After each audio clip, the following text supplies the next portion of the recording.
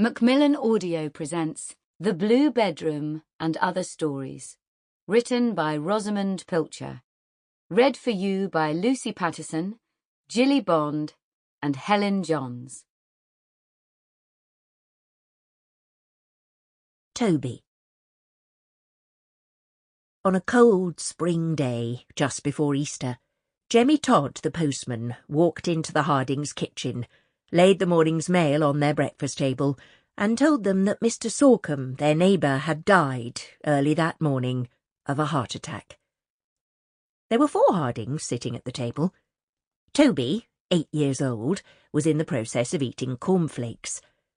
Now, hearing about Mr. Sorkham, he could feel the cornflakes in his mouth, soggy and crunchy all at once, but there was no way to get rid of the mouthful, because it seemed that he had forgotten how to chew. And as well, a lump began to grow in his throat, making it impossible to swallow. The only good thing was that the rest of his family seemed to be equally shocked and dumbfounded. His father, dressed for the office and just on the point of getting up from the table and leaving for work, laid down his coffee cup and sat back in his chair and stared at Jemmy. "Bill Sorkham? Dead? When did you hear?" "Vicar told me first thing, just as I was starting my round. Met him coming out of the church." Toby looked at his mother and saw that her eyes were bright with tears. Oh dear. He could not bear her to cry. He had seen her cry once before, when her old dog had had to be put down, and the sensation that his world was falling to pieces had stayed with him for days. Poor Mrs. Sorkham. What a dreadful shock for her. "He had a heart attack a couple of years ago, remember," said Jemmy. "But he got over it, and he'd been keeping so well, enjoying his garden and having a bit of time to himself after all those years of running his farm." Vicky, who was 19, suddenly found her voice. "I can't bear it. I simply don't think I can bear it."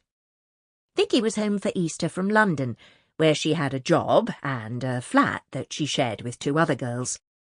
When she was on holiday, Vicky never dressed for breakfast, but came downstairs in her bathrobe, which was made of white toweling and had blue stripes. The blue stripes were the same blue as Vicky's eyes, and she had long pale hair and sometimes looked very pretty and sometimes very plain. She looked plain now. Distress made her plain, pulling down the corners of her mouth as though she was about to burst into tears, accentuating the peaky contours of her bony little face. Their father was always telling Vicky that she was much too thin, but as she ate like a ploughman, nobody could accuse her of anything, except possibly greed. He was such a nice man. We shall miss him. His mother's eyes turned to Toby, still sitting there with his cheeks full of unchewed cornflakes. She knew, they all knew, that Mr. Sorkham had been Toby's best friend. She leaned across the table and laid a hand over his own. "We'll all miss him, Toby." Toby did not reply, but with his mother's hand over his own, he found that it was possible to swallow the last of the cornflakes.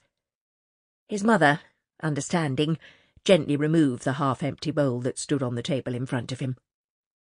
"One thing," said Jemmy, "there's Tom there to take on the farm. It's not as though Mrs. Sorkham's on her own." Tom was Mr. Sorkham's grandson.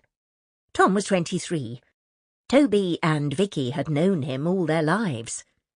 In the old days, when they were much younger, Vicky and Tom used to go to parties together, to pony club dances and to gymkhana camps in the summer. But then Tom went away to agricultural college, and Vicky grew up too and learned how to be a secretary, and she went to London, and somehow now they didn't seem to have very much in common. Toby thought this was a shame. Vicky made lots of new friends, and sometimes brought them home, but Toby didn't think any of them was as nice as Tom Sorkham.